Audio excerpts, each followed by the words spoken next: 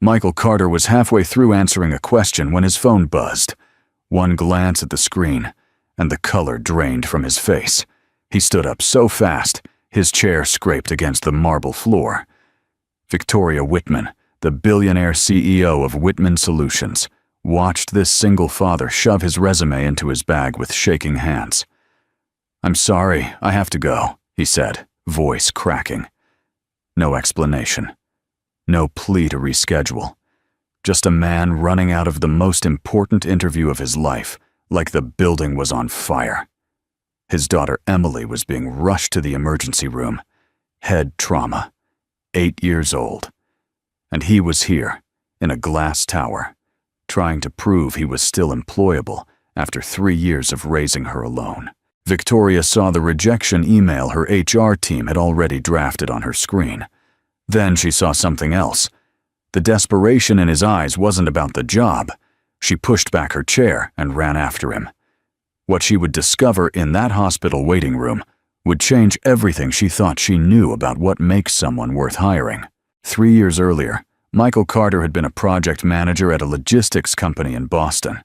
He had a corner office, a comfortable salary, and a wife named Anna, who made their small apartment feel like a castle. They had bought matching coffee mugs on their honeymoon in Vermont, silly ones with cartoon moose that said, "I love you more than maple syrup." Every morning, they would sit at the kitchen table, sipping coffee, while Emily ate her cereal and told them about her dreams from the night before. It was a simple life, an ordinary life, but Michael had never wanted anything more. He used to think that happiness was about climbing ladders and chasing promotions. Anna taught him it was about mornings like those, about the small moments that add up to a lifetime. The accident happened on a Tuesday afternoon in March. Anna was driving home from the grocery store when a delivery truck ran a red light. The police officer who came to Michael's office spoke in a voice so gentle it felt like a knife. "I'm sorry, sir. She didn't suffer." Michael remembered nodding, as if the officer had told him something mundane. He remembered driving to Emily's school, sitting in the parking lot for 20 minutes because he didn't know how to tell a 5-year-old that her mother wasn't coming home. He remembered the way Emily's face crumpled when he finally found the words, the way she clutched her favorite stuffed rabbit and asked if Mommy was in heaven now. He told her yes. He told her Mommy was watching over them. He didn't tell her that he wasn't sure he believed in anything anymore. The months that followed were a blur of funeral arrangements and sleepless nights. Michael tried to keep working, but his mind was never fully present. He would stare at spreadsheets and see Anna's face. He would sit in meetings and hear her laugh echoing in his ears. When Emily started having nightmares, waking up screaming for her mother at 2 in the morning, Michael knew something had to change. He couldn't be the father she needed while trying to maintain a demanding career. So he made a choice that everyone told him was a mistake. He quit his job, he cashed out his retirement savings, and he devoted himself entirely to raising his daughter. His mother called it reckless. His former colleagues called it career suicide. Michael called it the only thing that made sense. Emily had already lost one parent. She wasn't going to lose the other one to an office building and overtime hours. For 3 years, Michael and Emily lived in a cocoon of grief and gradual healing. He learned to braid her hair by watching tutorials, practicing on a doll until his fingers stopped fumbling. He learned to cook her favorite meals, starting with chicken nuggets and mac and cheese, then slowly expanding to pasta primavera and homemade pizza when she started asking for something different. He volunteered at her school, helping with art projects and field trips. He helped with homework, took her to the park every afternoon where they would feed the ducks and talk about whatever was on her mind. Sometimes she asked about her mother. Sometimes she just wanted to talk about her classmates or her favorite TV show. Michael treasured both kinds of conversations equally.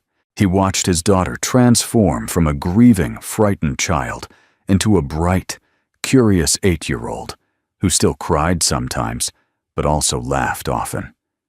And somewhere along the way, he healed too. Not completely, There would always be a scar where Anna used to be.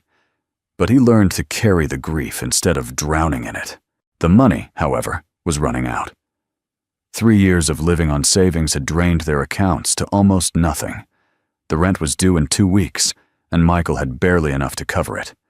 Health insurance had lapsed 6 months ago because he couldn't afford the premiums. Every time Emily coughed or complained of a headache, Michael felt a cold terror grip his chest. What if something happened to her, and he couldn't pay for treatment? He had been applying for jobs for 4 months, sending out dozens of resumes to companies that promised stability and benefits. But every interview ended the same way. They would look at the 3-year gap in his employment history, and their expressions would close off like shutters on a window. "What were you doing during this time?" they would ask, and Michael would explain about being a full-time father. Some interviewers nodded politely. Others didn't bother hiding their skepticism. None of them called back. Emily knew they were struggling, even though Michael tried to shield her from the worst of it. She had stopped asking for new toys or trips to the ice cream shop. When her sneakers started falling apart, she told him they were still fine, even though he could see her toes pressing against the worn fabric. She never complained. She never asked for things anymore. And that broke Michael's heart more than any tantrum ever could. One night, Michael found a drawing she had made at school.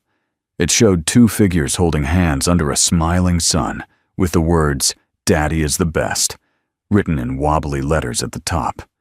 Below the figures, she had drawn a house with a red door and flowers in the window. Not their cramped apartment. A real house. A home.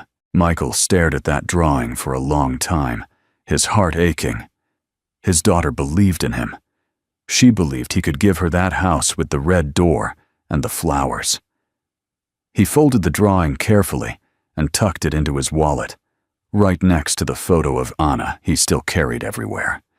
He didn't know if he deserved Emily's faith, but he knew he would die trying to live up to it.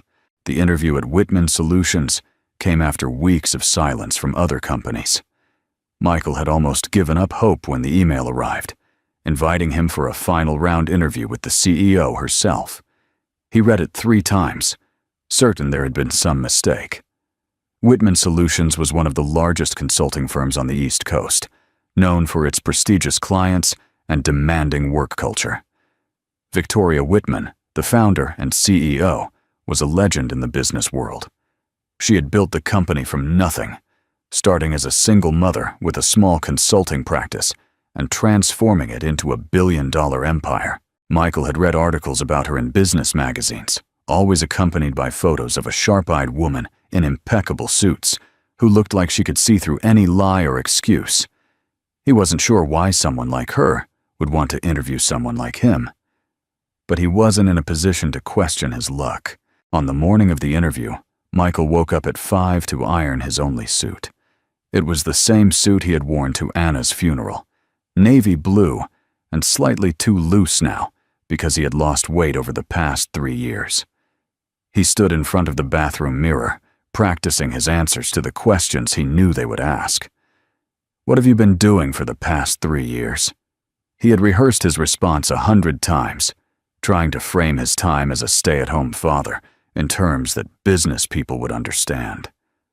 Time management, crisis resolution, resource allocation. The language felt hollow in his mouth, like he was translating something sacred into a foreign tongue. But he knew it was the only way to make them see him as more than a gap on a resume. He knotted his tie, took a deep breath, and drove Emily to school. She hugged him tight before running inside, turning back to wave with that smile that always made his chest ache with love. "Good luck, Daddy," she called. "I know you'll do great." The Whitman Solutions headquarters was a glass tower in downtown Boston that seemed to pierce the clouds.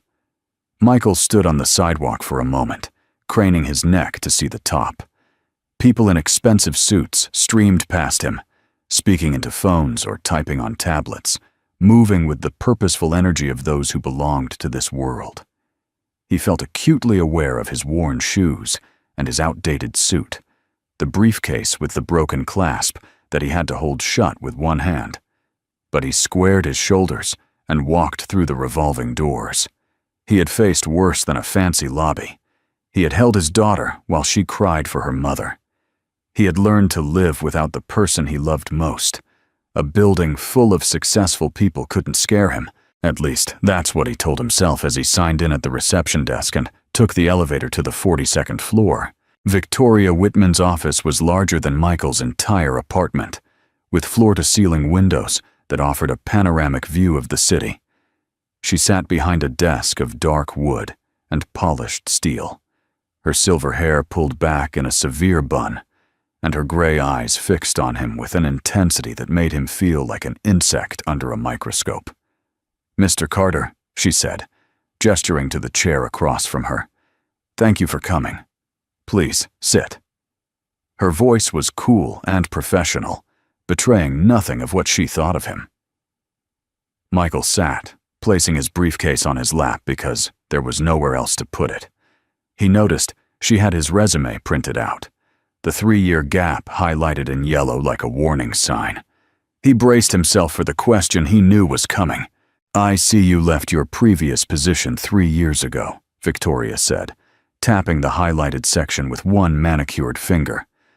"And you haven't worked since. Can you explain that?" Michael launched into his rehearsed answer, talking about skill development and personal growth, using all the corporate buzzwords he had practiced in front of the mirror. But halfway through, he stopped. Victoria was watching him with an expression that suggested she had heard this speech 1,000 times from 1,000 candidates, and she wasn't impressed. Michael thought about the drawing in his wallet, the one Emily had made. He thought about 3 years of braiding hair and cooking dinners and holding his daughter through her nightmares. He thought about how tired he was of pretending that raising a child was somehow less valuable than sitting in an office building. "The truth is," Michael said, abandoning his script, "my wife died 3 years ago. Car accident. My daughter was 5. She needed me, and I needed to be there for her. I quit my job because I didn't want her to lose both parents, one to death and one to work. I don't regret that choice." He met Victoria's eyes, expecting to see the same polite dismissal he had encountered in every other interview. But something flickered across her face, something that looked almost like recognition. She leaned back and studied him for a long moment. "Go on," she said quietly. So Michael did. He told her about learning to braid hair and cook dinner. He told her about volunteering at school and taking Emily to the park. He told her about the skills he had developed, not in corporate language, but in honest terms. Patience, flexibility, the ability to solve problems with limited resources, the capacity to stay calm in a crisis. Victoria listened without interrupting, her expression unreadable. When Michael finished, she glanced down at his resume again. "Those are admirable qualities, Mr. Carter. But this is a demanding environment. Our clients expect results, not excuses about personal circumstances." Michael felt his heart sink. It was the same response, dressed up in different words. He was about to thank her for her time when his phone buzzed in his pocket. He ignored it. It buzzed again. And again. Victoria raised an eyebrow. "Perhaps you should check that," she said. Michael pulled out his phone, ready to silence it. Then he saw the message from Emily's school, and the world stopped spinning. The message was from the school nurse. Emily had fallen on the playground. Head injury. Ambulance called. Boston Children's Hospital. Michael read the words 3 times, but they refused to make sense. His daughter. Head injury. Hospital. The phone slipped from his fingers and clattered on Victoria's expensive desk. His vision tunneled. His breath came in short, sharp gasps. Somewhere far away, he heard Victoria asking if he was all right. All he could see was Emily's face, her gap-toothed smile, the way she always ran to hug him when he picked her up from school. He stood up so fast, his chair scraped against the marble floor. His hands were shaking as he grabbed his briefcase. "I'm sorry," he said, his voice cracking. "I have to go. My daughter. Hospital." He didn't wait for her response. He was already running. The elevator took too long, so Michael found the stairs and took them 2 at a time. 42 floors. His lungs burned and his legs screamed, but he didn't slow down. He burst through the lobby doors and sprinted to his car, fumbling with his keys, dropping them twice before he managed to unlock the door. The drive to the hospital was a blur of red lights and honking horns. He ran every yellow light, not caring about tickets or accidents. All he could think about was Emily, his baby girl, alone and scared in an ambulance. He should have been there. He should have been at her school instead of in some glass tower trying to impress a billionaire. His phone buzzed again while he was stopped at a traffic light. An email from Whitman Solutions, from the HR department. "Dear Mr. Carter, thank you for your interest in our company. After careful consideration, we have decided to pursue other candidates for this position." He stared at the words until the car behind him honked. Rejected. Of course he was rejected. He had walked out of an interview with the CEO of a billion-dollar company. No one would hire someone like that. The light turned green and Michael drove on, the rejection email burning in his mind. He had failed to get the job, and now he would fail to pay for whatever treatment Emily needed. Boston Children's Hospital was a maze of corridors and anxious parents. Michael followed the signs to the emergency department, his heart pounding so hard he could feel it in his throat. He found Emily in a curtained bay, looking impossibly small on the hospital bed. Her forehead was bandaged and her face was pale, but her eyes lit up when she saw him.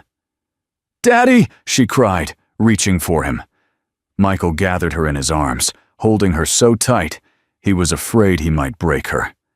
She smelled like playground dirt and antiseptic and strawberry shampoo. She was alive. She was conscious. She was reaching for him and calling him Daddy. He buried his face in her hair and let the tears come. The doctor, a tired-looking woman with kind eyes, explained that Emily had fallen from the monkey bars and hit her head on a rock. She had a laceration that needed stitches and a possible concussion, so they wanted to do a CT scan to rule out any internal bleeding. When the doctor left, Michael sat on the edge of the bed and held his daughter close. "I'm sorry I wasn't there," he whispered. Emily looked up at him with her mother's eyes, brown and warm and full of trust. "It's okay, Daddy," she said. "I knew you would come." The words hit him like a punch to the chest. She had known. Even when she was hurt and scared, she had known her father would come for her. He didn't deserve that kind of faith, but he swore silently that he would spend the rest of his life trying to earn it. The CT scan came back clear, and Michael sagged with relief. No internal bleeding, no brain damage, just a cut that needed 7 stitches and a mild concussion that would heal with rest. Michael watched the doctor close the wound, holding Emily's hand and telling her stories to distract her from the needle. When it was over, Emily asked if she could have ice cream for being brave. Michael promised her all the ice cream she could eat. Then the billing department came. The woman was polite but firm. Without insurance, the emergency room visit, the CT scan, the stitches, it all added up. She handed him an estimate. Michael looked at the number and felt the floor tilt beneath his feet. It was more than he had in his bank account, more than he could earn in months, even if he found a job tomorrow. They discharged Emily late in the afternoon with instructions for concussion care. Michael carried her to the car, buckled her into her booster seat, and drove home slowly, checking the rearview mirror every few seconds just to see her face. She fell asleep before they reached the apartment, her head lolling against the window and her bandage stark white against her brown hair. He carried her inside and tucked her into bed, kissing her forehead gently above the stitches. Then he went to the kitchen and sat at the table, staring at the hospital bill and the rejection email on his phone. The rent was due in 2 weeks. The hospital wanted payment within 30 days. His bank account had $347. For the first time since Anna died, Michael allowed himself to truly despair. He had tried so hard. He had given up everything to be a good father. And what did he have to show for it? A daughter who trusted him, and a mountain of bills he couldn't pay. He thought about calling his mother, but she was on a fixed income and had already lent him money twice. He put his head in his hands and tried to breathe through the panic. Anna's coffee mug sat on the counter, the one with the cartoon moose. He had kept it all these years, even though he never used it. He looked at it and wished she was here to tell him what to do. But she wasn't. She was gone, and he was alone, and tomorrow he would have to figure out how to explain to his daughter why they might lose their home. The phone call came the next morning while Michael was making Emily's breakfast. He didn't recognize the number, so he almost let it go to voicemail. But something made him answer. "Mr. Carter? This is Victoria Whitman." Michael nearly dropped the spatula.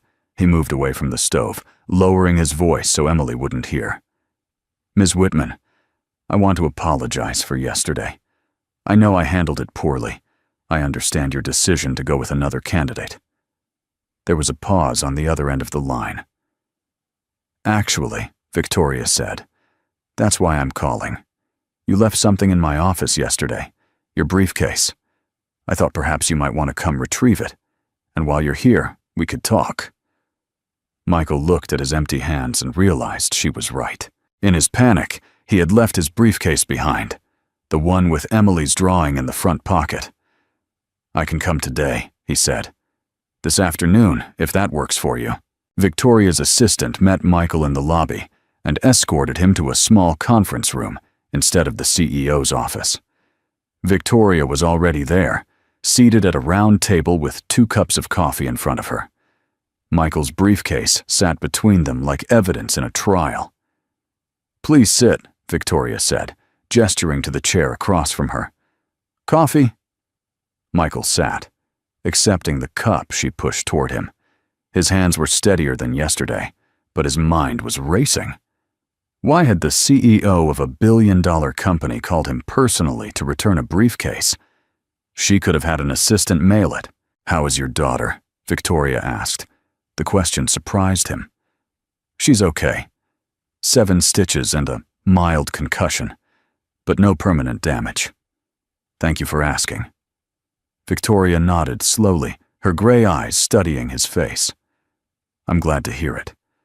That must have been terrifying." Michael thought about lying, about putting on a brave face, but he was too tired for pretense. "It was the worst moment of my life since my wife died," he said quietly. "And that's saying something."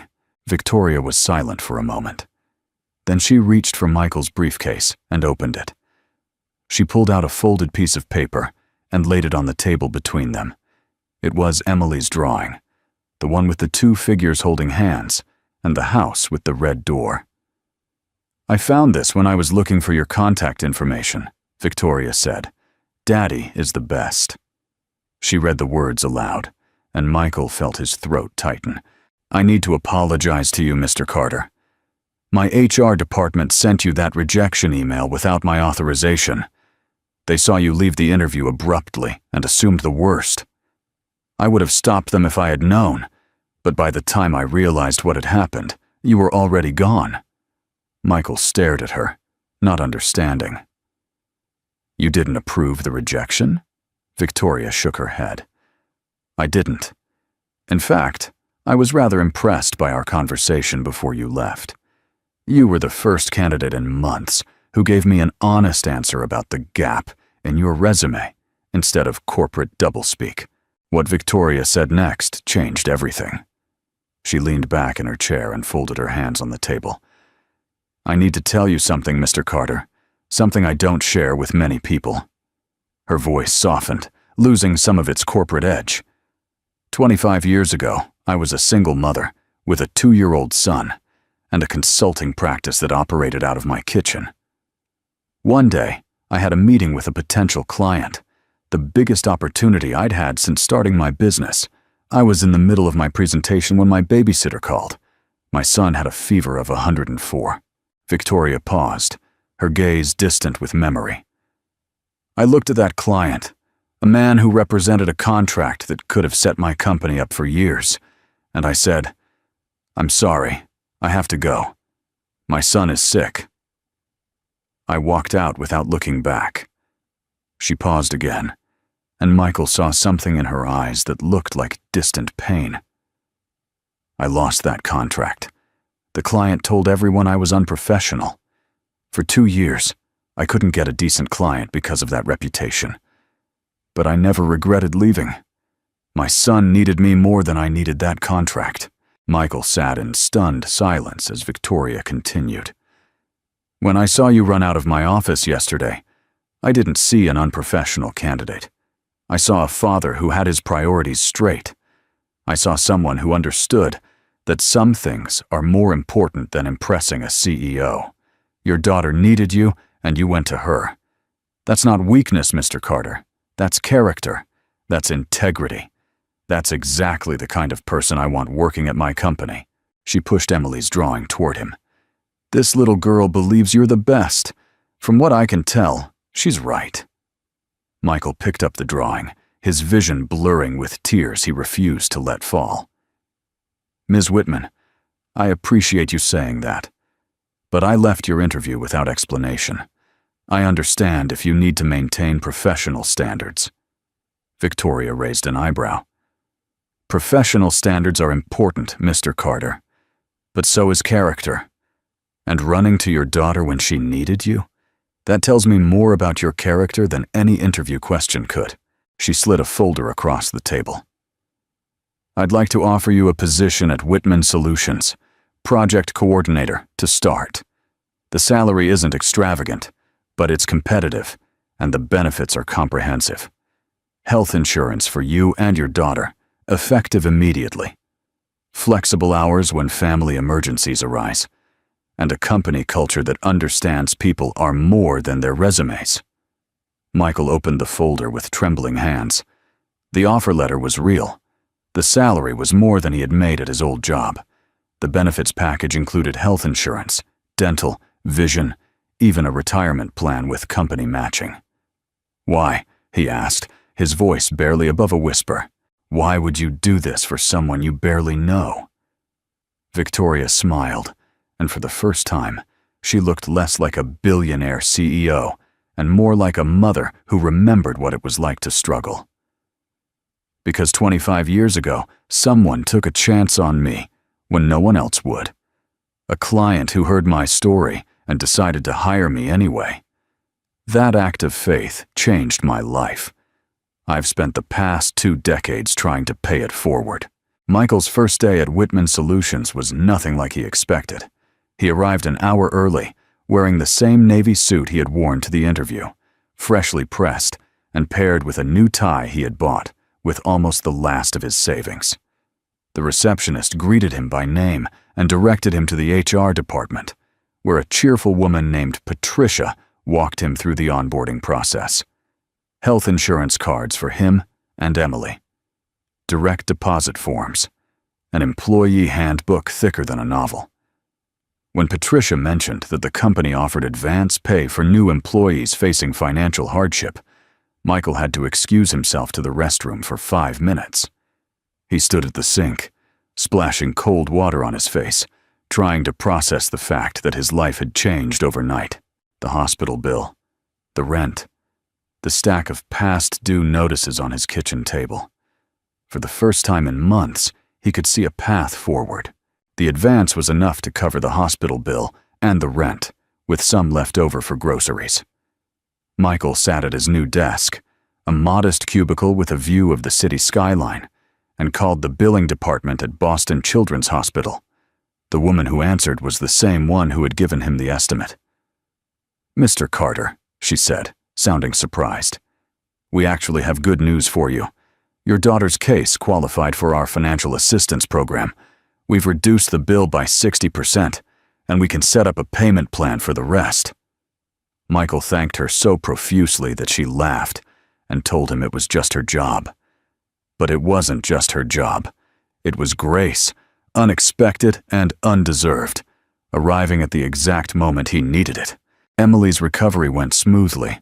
The stitches came out after 10 days, leaving a small scar above her eyebrow that she thought made her look like a warrior princess. The concussion. The new apartment had a red door. Michael had spent weeks searching for it, scrolling through listings, until he found exactly what he was looking for. It was bigger than their old place, with 2 bedrooms and a small yard where Emily could play. The landlord waived the security deposit when Michael explained that he was a single father starting over. "Good men deserve good homes," she said, and Michael felt a lump form in his throat. Emily saw the apartment for the first time on a Saturday morning in October. Michael had kept it a surprise, telling her only that they were going to see something special. When he unlocked the red door and led her inside, she stood in the middle of the empty living room and turned in slow circles, her eyes wide with wonder. "Is this ours?" she whispered. "Is this really ours?" Michael knelt down to her level and took her hands in his. "This is really ours," he said. "We're going to live here. You're going to have your own room, with a window that looks out at a tree, and there's a yard where we can plant flowers, just like in your drawing." Emily threw her arms around his neck and held on so tight he could barely breathe. "I knew it," she said into his shoulder. "I knew you could do it, Daddy. I told my friends you were the best, and they didn't believe me. But I knew." Moving day was chaotic and joyful. Some of Michael's colleagues showed up to help, carrying boxes, while Emily directed them with the authority of an 8-year-old general. Someone brought pizza. Someone else brought a bottle of wine. By evening, the apartment was cluttered with half-unpacked boxes, but the essentials were in place. Emily's bed was set up beneath the window that looked out at the tree, just as Michael had promised. His own bed was in the larger room, next to a nightstand where he placed Anna's coffee mug with the cartoon moose. He hadn't used it since she died, but he liked having it close. Some nights, when Emily was asleep and the apartment was quiet, he would hold the mug in his hands and tell Anna about their day. He wasn't sure if she could hear him, but it made him feel less alone. A year passed, then 2. Michael continued to rise at Whitman Solutions, taking on bigger projects and mentoring new employees. He never forgot where he came from, and he made a point of advocating for candidates with unconventional backgrounds. When a young woman came in for an interview with a 2-year gap in her resume, Michael went to bat for her. She spent those 2 years caring for her mother, who had cancer, he told the hiring committee. That's not a weakness, that's a strength. The woman got the job. She sent Michael a thank you note that he kept in his desk drawer, right next to Emily's first drawing. Emily grew up in that apartment with the red door. She went from 8 to 10 to 12, her scar fading to a thin white line that she traced with her finger when she was thinking hard about something. She still talked about her mother sometimes, asking questions about what Anna had been like, what she had loved, what she had dreamed. Michael answered every question as honestly as he could, showing her photos and telling her stories until Anna became a real person in Emily's mind, rather than just a sad absence. He took her to Vermont for her 12th birthday, to the same shop where he and Anna had bought the moose mugs. Emily chose one for herself, a purple moose that said, "Vermont is for lovers." She put it in the cabinet next to her mother's mug, and every morning, father and daughter drank their coffee and hot chocolate from matching cups. The last scene of this story is not a grand triumph. There is no award ceremony, no magazine cover, no moment where Michael stands on a stage and delivers a speech about perseverance. Instead, it is a quiet evening in the apartment with the red door. Emily is doing homework at the kitchen table, her brow furrowed in concentration over a math problem. Michael is cooking dinner, something with vegetables that Emily will complain about, but ultimately eat.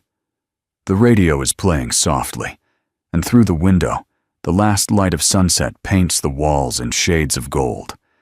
Michael pauses in his cooking to look at his daughter. He thinks about everything it took to get here. The grief and the fear. The rejection letters and the empty bank accounts. The interview he walked out of and the billionaire who ran after him. Victoria Whitman retired 2 years ago, handing the company over to a board of directors that included, to Michael's eternal surprise, himself.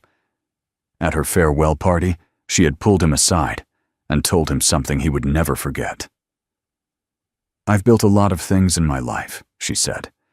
"Buildings and companies and bank accounts. But the thing I'm proudest of isn't any of that. It's the people I helped along the way. The single mothers and fathers who just needed someone to take a chance on them. You're one of those people, Michael. And now it's your turn to be that person for someone else." He thinks about her words as he watches Emily finish her homework, as he plates the dinner she'll pretend not to like, as he sits across from her at the table they found at a thrift store and refinished together. Success, Michael has learned, is not about climbing to the top of a glass tower. It's about building something that matters with the people you love. It's about showing up when it counts, even when everything seems hopeless. It's about a little girl who believed her daddy was the best, and a father who spent every day trying to prove her right. He doesn't know what the future holds. He doesn't know if there will be more struggles, more setbacks, more moments when the ground seems to disappear beneath his feet. But he knows one thing for certain. Whatever comes, he won't face it alone. He has Emily. He has a home with a red door. He has a moose mug that reminds him of love that doesn't end just because someone is gone. And he has the knowledge that sometimes the greatest success comes not from winning, but from getting back up after you fall. The dinner is simple, but good. The homework gets finished. The dishes get washed.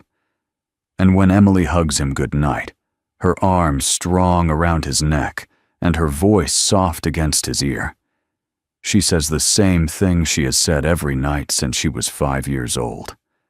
"I love you, Daddy. You're the best." Michael kisses her forehead, right above the faint white scar, and watches her walk to her room. Then he sits in the quiet kitchen, holding Anna's mug in his hands, and lets himself feel, for just a moment, the full weight of his gratitude. For his daughter. For the chance he was given. For the billionaire CEO who saw something in a desperate father that no one else could see. For all of it.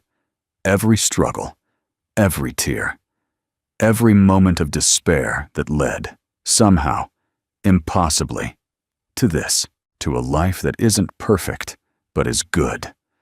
To a home that is small, but is full.